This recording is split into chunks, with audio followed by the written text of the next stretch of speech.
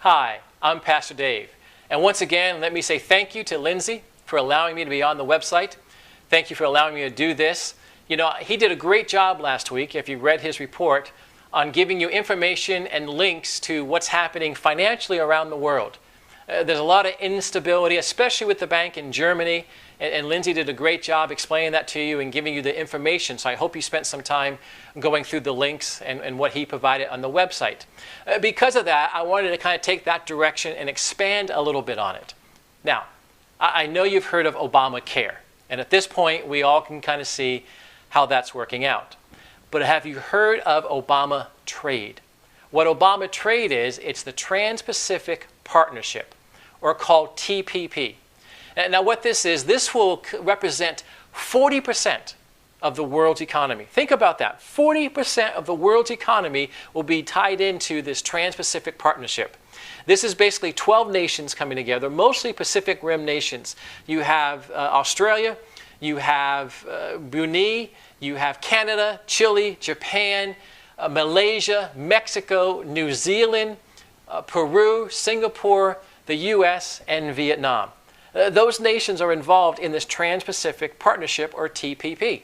Now, according to US News, it says the TPP basically will provide protection for corporations. It will be endangering governments because it will allow monopolies to be put together and to say amen to and to further monopolies. It will be able to, basically, governments will no longer be able to control their economies. That's what it will come down to. That will be the end result.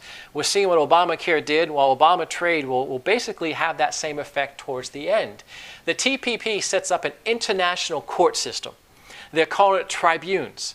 So basically, if you have an issue, if you have a conflict, it doesn't go to that nation's court system. It goes to this international tribune. In a practical sense, let's say you're in Malaysia. You're one of the nations involved with this. And you're a small business owner there. And you're selling, widgets in Malaysia. And I have something in America, but you feel what I'm doing is affecting your business. You feel what I'm doing is harming your business, so you sue me. You can sue the U.S. government because I'm an American, and you can also sue me personally. And then when you go into a lawsuit, what do? You go into court, and the U.S. Constitution is the law of the land, but not in this case. See, as they begin these courts, these tribunes, these international courts, it could be made up of any kind of lawyers from any of the countries. And the danger is, some of these nations are Muslim nations. Brunei, basically, who's in between Indonesia and Malaysia, a very small country, their law is Islam, their law is Sharia law. So what happens if you get sued from there? Sharia law becomes the law of the land, not the U.S. Constitution. So it's another way that the Constitution can be taken down a notch or two, and this trade deal, this TPP, will take us in that direction. And the negotiations for it have been pretty much all secret. There are even senators who don't know what's inside of it. There's been no public information released. There's been nothing released to journalists. So nothing has been made public on this.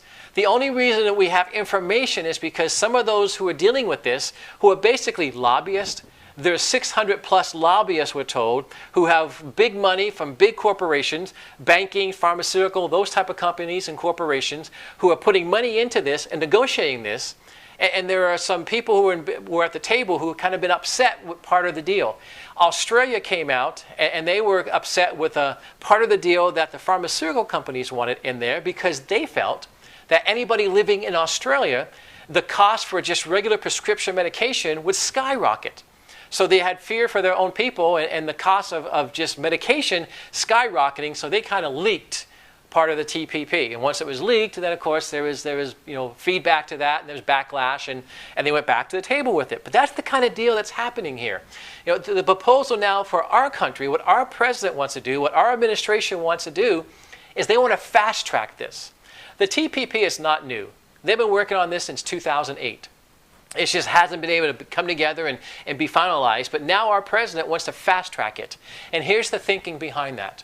What they're saying is, if we can negotiate this deal, which is supposed to be a good deal, and we negotiate this with all these foreign countries, we want to be able to say, when we're at the negotiating table, what we agree to is it. And if we bring it back to America, if Congress gets their hands on this, then they can tear it apart and they can take things out and put things in, and they don't want that. They want to fast track it, meaning they're going to pass Congress, and they're basically telling our leaders, our political leaders, just pass it.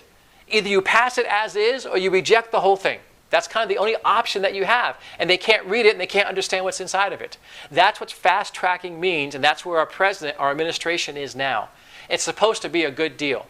You know, when you look at some of the things that are being said about this, the Labor Heritage Foundation, they came out and said, if the TPP is passed, this free trade agreement, if it goes through, it's a dream for the 1%.